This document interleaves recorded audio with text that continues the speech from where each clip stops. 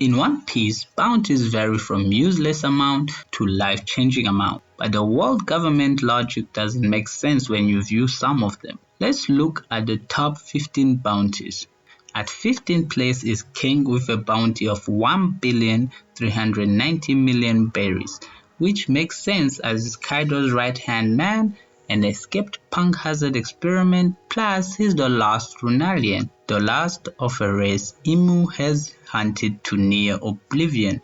At 14th place is Boa Hancock with a bounty of 1,659,000,000 berries, which should be downright criminal, cause this woman nearly messed up half of the Marines and Blackbeard's crew just recently, and you're going to tell me she's below Law, Kid, Broggy and Dory? How? Dory and Broggy tie in 13th place with bounties of 1.8 billion berries since the recent egghead encounters, which is not exactly justified, as I don't see how they could contend to Zoro or King, but I guess we shall see soon. In 12th place is Sir Crocodile with a bounty of 1,965,000,000 berries, which makes sense as he's a vocal opposer of the world government, is a co-founder of the Cross Guild which has been putting bounties on Marines. If you're gonna attack some of my people, it makes sense why they'll put him that high. In 11th place is Loki of the Underworld with a 2.6 billion bounty. It's a special bounty. What makes it special? We don't know yet, but we shall figure it out soon. Tied in the 10th place is the Worst Generation members, Monkey D. Luffy, Trafalgar Law and Captain Kidd with a whopping 3 billion bounties, gained for defeating the current emperors Big Mom and Kaido. Two members here felt like they did not deserve this bounty. Monkey D. Luffy definitely did deserve his bounty because he's been causing nonsense to the world government since the beginning. Trafalgar Law and Captain Kidd, they feel like they were dragged to here, undeserved and over-exaggerated. But hey, you tell me. 9th place goes to Clown Buggy with a bounty of 3,189,000,000 berries. As the first of the Cross Guild and his affiliation with the Roger pilots, it kind of makes sense why the government would jump to this conclusion. But we as the audience know that he's a foolish puppet.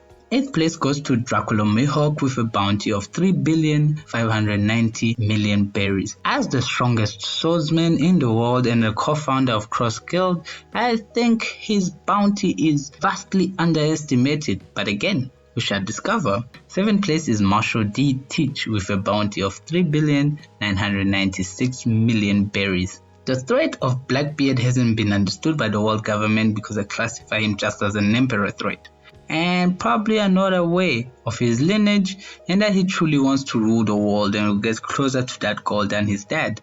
This is one of the bounty I believe should be way higher, but the government probably is not aware of his lineage today.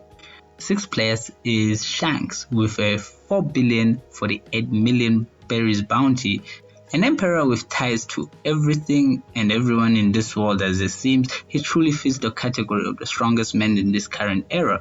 He's out here making admirals run away via Wi-Fi hacking.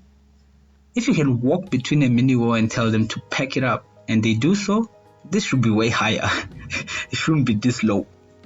5th place is Big Mama herself with a bounty of 4,388,000,000 berries, which is deserved since she has been an annoyance since Zebek's era, then went on to become an emperor and has a mini army of her own children that make her a threat. Currently though, not so much. 4th place is Kaido with a bounty of 4,611,100,000 berries.